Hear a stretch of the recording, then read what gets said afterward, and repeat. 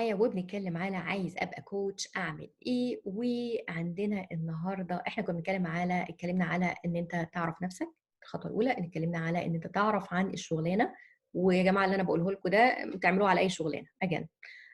تعرف على قد ما تقدر عن الشغلانه، وبعدين اتكلمنا على ايه الاختيار واعمله ازاي. ففي سؤال بيقول لنا هل ممكن الكوتش يبقى عنده ادوات تانية بيشتغل بيها غير الكوتشنج؟ والادوات دي ممكن تبقى زي ايه؟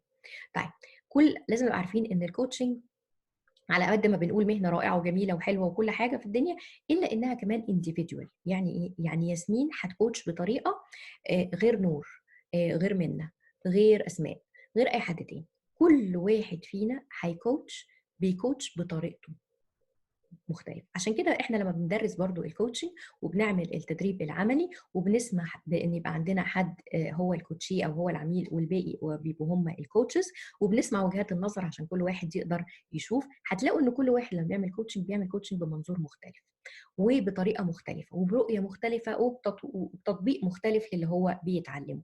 فكوتشنج از برضه سبجكتيف، يعني اجان دي عشان كده بنقول فيها ماتشنج. لازم يبقى في توافق ما بينك وما بين الكوتش بتاعك. خلاص.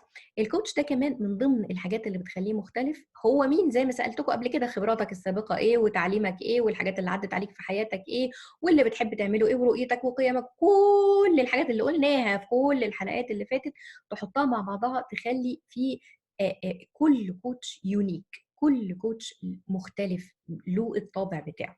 يجي بقى كل كوتش كمان التعليم بتاعه اللي احنا اتفقنا ان لازم بني ادم هيكمل في تعليمه، والتعليم بتاعه ده هيرجع الى الحاجات اللي هو بيحبها. ففي كوتش هيبقى spiritual، ممكن يبقى روحاني اكتر. في كوتش هيبقى بيدور على حاجات artistic اكتر. في كوتش ممكن بيدور على ادوات كمان اكتر. ده ما يمنعش هو بعد كده هترجع لشطارته هو امتى يستخدم انهي اداه في انهي وقت مع اي عميل according للعميل مين هو كمان. ماشي.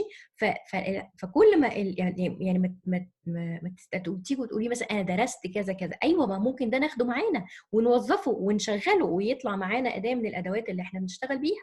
فما تستنكروش او نفسي كمان ادرس ده وده وده. ما يمنعش. يعني احنا مش احنا خلاص طلعنا بره موضوع المدرسه وبره الجامعه وبره الكلام المحدود اللي كانت الناس بتحاول تحطنا القوالب اللي بنحط فيها.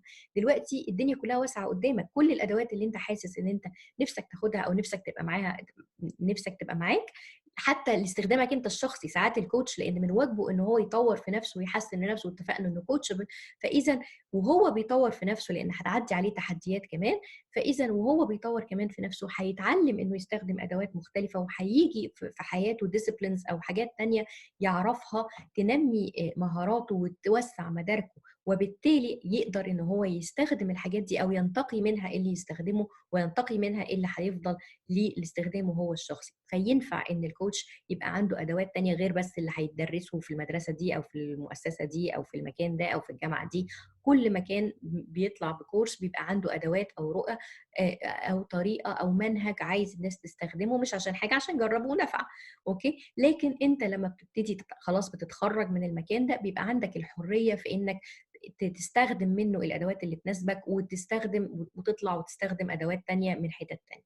من ضمن الادوات اللي بتستخدم مثلا انا بستخدمها في الكوتشنج وبحس انها من الحاجات الجميله الايموشنال فريدم تكنيك او الاي اف تي او تقنيه الراحه النفسيه.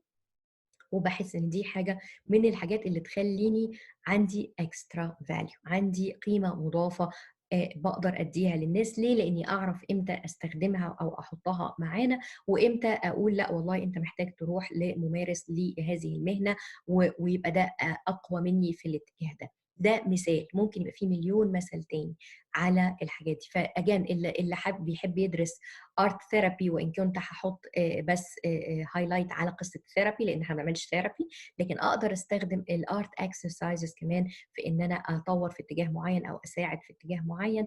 لكن اقدر استخدم ادوات تانية كتير، كل واحد حسب الحاجه اللي هو بيحبها والحاجه اللي هو شايف انها هتخدم العميل، طالما ان هو في الاول وفي الاخر الفوكس بتاعه على العميل وماشي بالجايد لاينز والاثكس بتاعتنا بتاعه الكوتش. بشكركم جدا. وابعتوا لي تعليقاتكم واسئلتكم واشوفكم المره الجايه. شكرا.